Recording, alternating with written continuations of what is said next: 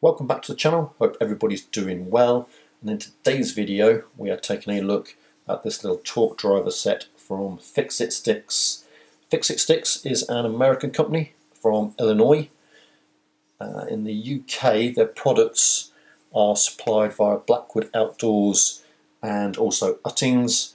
However, they don't stock the full range and there seems to be quite limited availability of the items that they do show for sale. Unlike in America, you can get the full range, presumably with a lot better availability from a number of suppliers. Their products are predominantly aimed at installing scopes on rifles and for cyclists. The kit that I have here includes 4 torque limiters, a T-bar and a number of bits. These are high quality items. This is the box that it arrives in here. Shows you the 4 limiters that are included in the kit. It's a 23-piece kit overall, and that's the complete set that's in there. You get the little case, a little T-handle wrench, 4 limiters, you get a 1/2-inch socket and an adapter, and then the rest are a number of bits from hex bits, 2.5, 3, 4 and 5, Torx bits, 10, 15, 20, 25 and a 30, and some hex bits, imperial ones or standard I believe they would call them there, and then a Phillips and a slotted bit. So this box, nice quality box, thick cardboard. You'll see this theme going through the whole of the kit really. And they are top quality pieces of equipment, and that seems to be one of their main selling points. So that's the box it arrives in. Even the zipper bag, these here, press lock back, whatever you call these, it's just thicker and higher quality than what you see in the vast majority of suppliers using, but you will pay for that of course. Then the actual kit itself comes in this little case here. We have Velcro on one side so you can attach it into a pack bag or on a belt or something like that on your bike or in your kit. You have a bunch of webbing at the front here for clipping things in, 2 zippers, and then we open up and then we've got our kit inside here. We do have a little netted pocket here, again with some more straps inside for putting some bits in. They've populated it with the kit that you see here, the actual T-wrench itself, and the bits that you see along here, and the torque limiters at the top here, and then our socket comes with the adapter bit in there, but the adapter bit does remove. You can use that for any other quarter square drive socket that you want.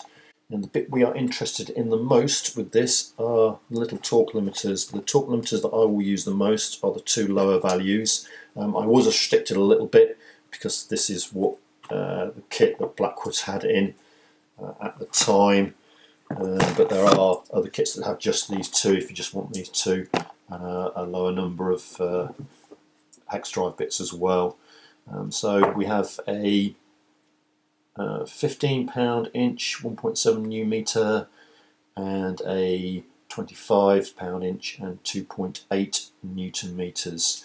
They are what I use for installing scopes. If you don't know what they are, briefly, the scope here that goes on a rifle, this one here you would do up to the 1.7 Nm, 1.5 to 1.7 Nm depending on your scope mountings manufacturer, and that's so you don't crush the scope tube here. That's the more important one. You can see the little gap here that sits in between the clamp, and then these ones here bolt it onto the rifle itself. I do those up at the 2.5 to 2.8 Nm. They can be tighter, they're not quite so critical other than stripping the aluminium mounting I guess. So our little T-handle here, we do have a spinner bit in there so you can spin these rapidly should you want to, and you can put a bit in. Then they are magnetically clamped, and then the other end there, and then the other end there as well. So you can set this up for 3 bits if you want to. I'm not 100% sure why, but you can undo the nuts here and the head does get removed. Not really figured out why. You've got a long extension there, I guess, should you want it. That will fit on there. You've got an even longer bit. I guess you could use it as a bit of a screwdriver. Perhaps a bit easier if you prefer that, but it doesn't seem to be a brilliant option to me. I'm not overly sure what I would use that facility in there, but if you do, it is there. So the element I'm interested in the most is these little slip limiters in there. They are a limiting function on this, so you cannot overdo or over tighten using this kind of torque limiter. The limiters themselves, so up to 6 Newton meter mark, they are rated for 20,000 cycles, plus or minus 6% accuracy. Above 6 Newton meters, they are 5,000 cycles.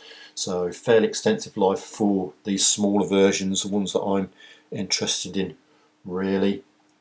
I did test them against my normal routine of doing these out of the box, 500 clicks and then 1,000 clicks for each of them, and I will put that graph up so you can see what the scores are with it.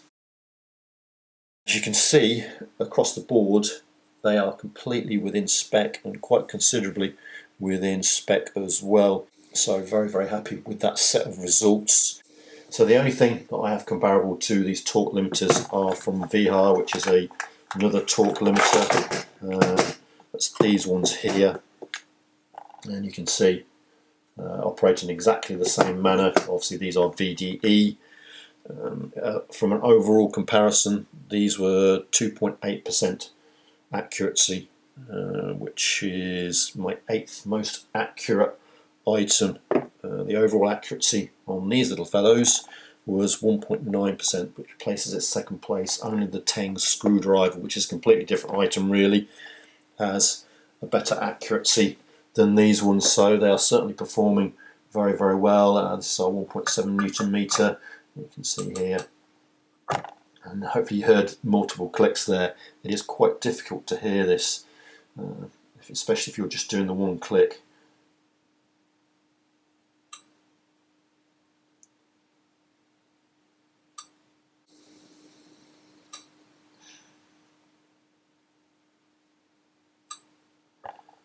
So that's in operation there. They are all the same.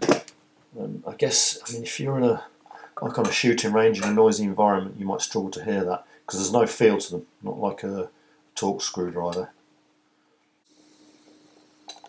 A couple of clicks there. That was the 2.8 Newton meters, that one. So you see there, totally accurate, no problems with that whatsoever.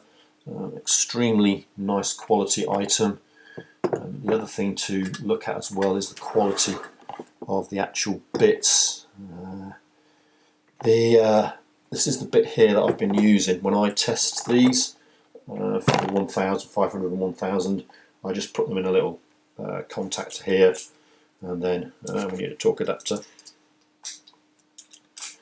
and then just go through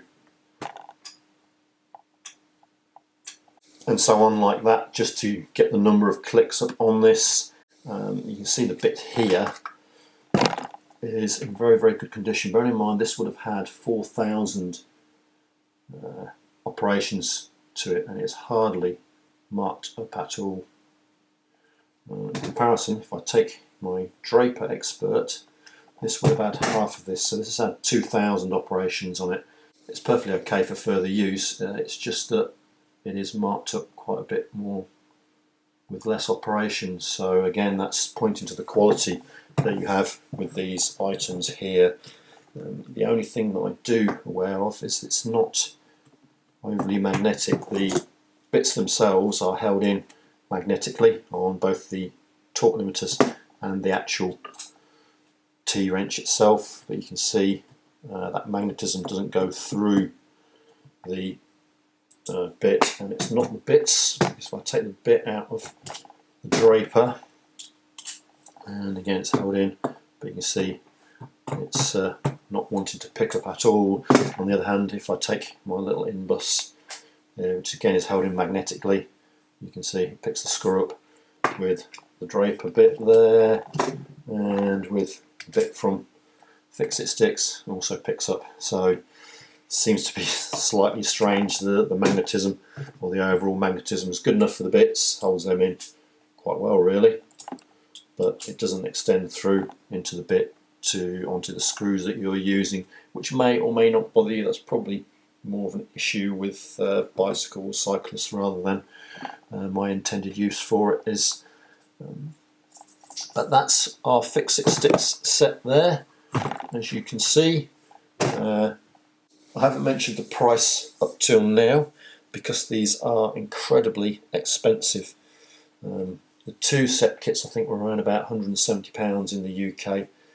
These individual torque limiters, you can buy these on their own, around about £45, £46. So very, very expensive, but then again, very, very nice quality. The accuracy is certainly very good for them, so there's no real complaints in that, but it really is in the realms of buy once, cry once, unfortunately. But that'll be it for this video. Thanks for watching. Hope you found it useful, and I will see you again in the next one.